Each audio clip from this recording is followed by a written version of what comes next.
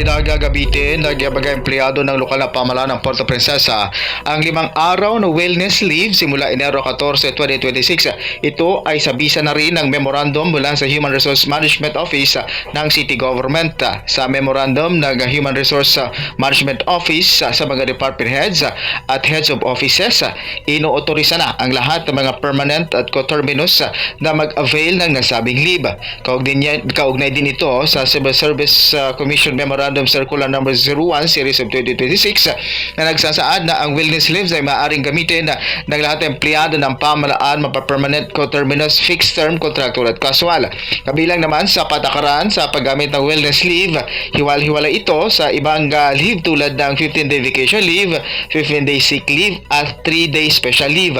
Maaaring gamitin ng hanggang 3 araw sa isang aplikasyon at ang natitirang 2 araw ay maaaring gamitin ng paisa-isa o pang-dalawa. Hindi ito kumulatibo na iipon at hindi rin maaaring ipagpalit sa pera.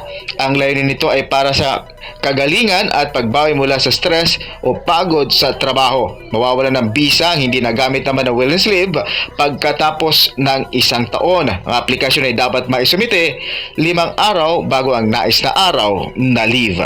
Ako, si Wilmar Abranjemi sa Radyo Palawan, Dapat Totoo.